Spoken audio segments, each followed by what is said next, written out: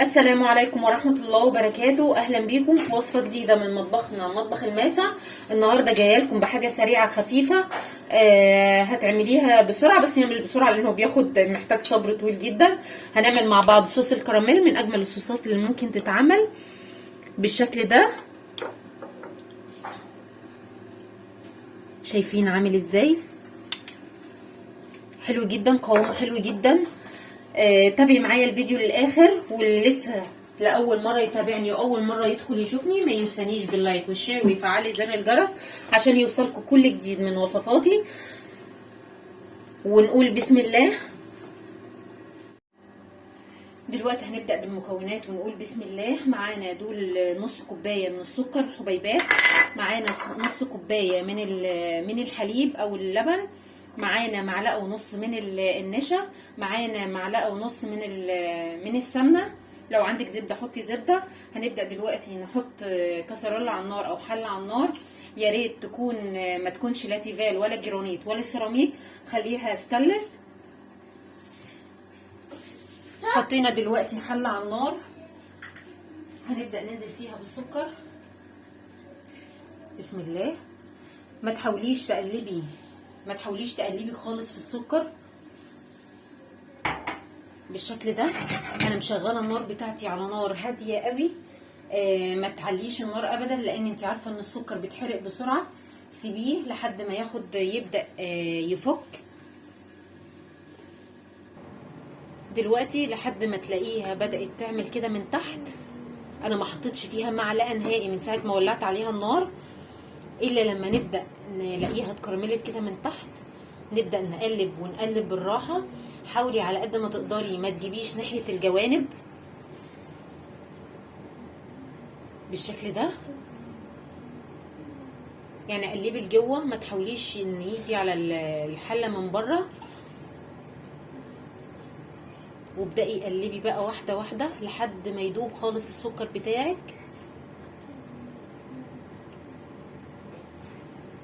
اللي لسه اول مره يتابعني ولسه داخل الفيديو ما ينساش يعمل لي لايك وشير ويفعل لي زر الجرس عشان يوصل له كل جديد من وصفاتي واشعاراتي، توصل له اول باول.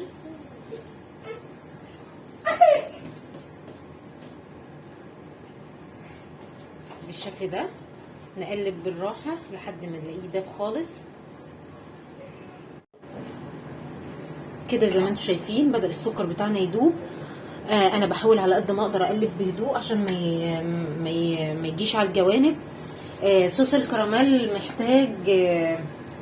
محتاج صبر كتير جدا على النار، لان انا مهديه النار قوي عشان ما يتحرقش، لانه بيتحرق بسرعه جدا. يعني محتاج منك صبر وانتي واقفه جنبه، ما تسيبيهوش خالص عشان ما يتحرقش منك لحد ما يدوب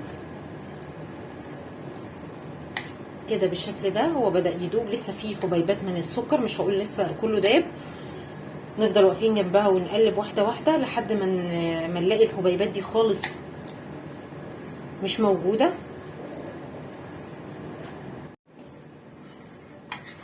ده السكر ما شاء الله بعد ما داب ما عادش فيه حبيبات خالص.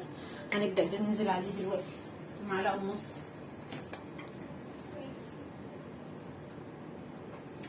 من السمنه.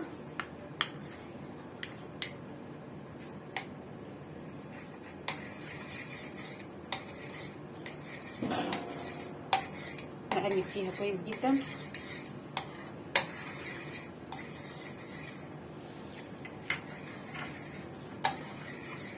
حوالي دقيقة بس.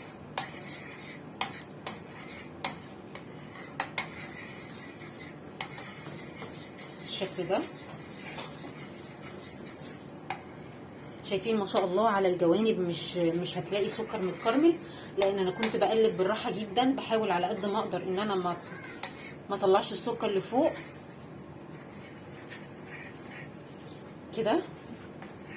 هنبدا ننزل باللبن، وخدي بالك لان اللبن هيفور في الاول.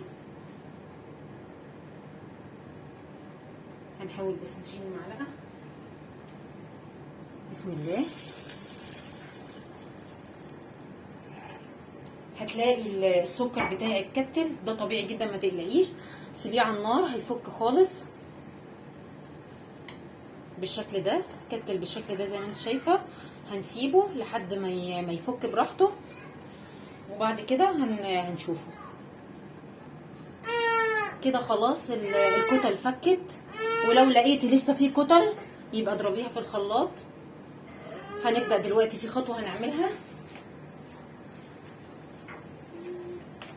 زي ما انتم شايفين.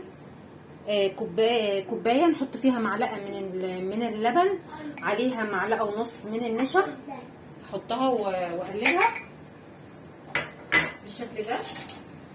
هقلبها كويس جدا، وكل ده والكراميل على النار.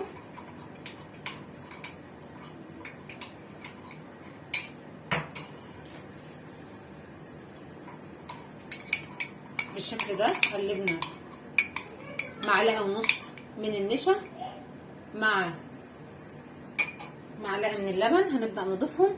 ليه حطينا النشا؟ عشان يتقل معانا ويربط كده.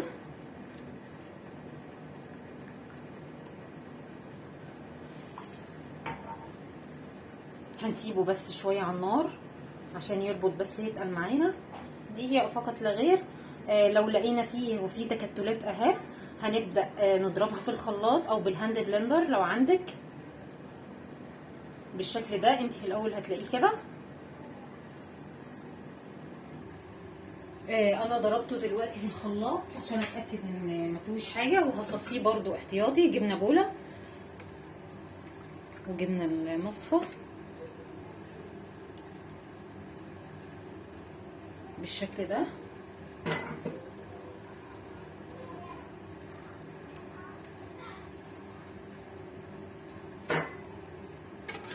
كده ده شكل الصوص بتاعنا. اولا هو كده خفيف طبيعي عشان هو سخن. عايزه اقربه لكم. ما شاء الله شايفين عامل ازاي. هنبدأ دلوقتي نعمل ايه.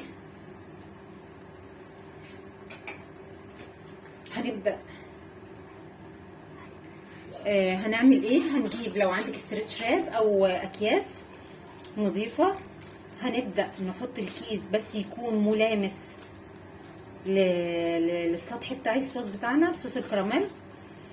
صوص الكراميل ده من احلى الصوصات اللي ممكن تعمليها. هي اي نعم بياخد صبر شويه على النار عشان يطلع عشان تطلعي بنتيجه كويسه. بالشكل ده هنحطه في التلاجة لتاني يوم ونرجع نشوفه.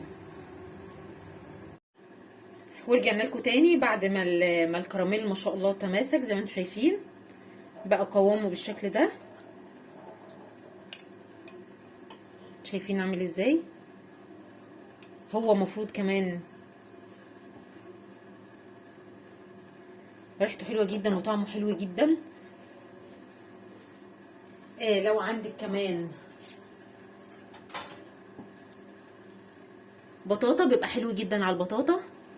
عندنا انا كنت دي بطاطا مسلوقه، ممكن نرش عليها صوص الكراميل بالشكل ده.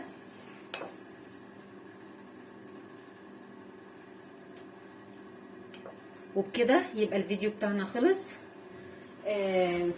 استنوني في وصفة جديدة وطبخة جديدة من مطبخنا مطبخ الماسة. والسلام عليكم ورحمة الله وبركاته.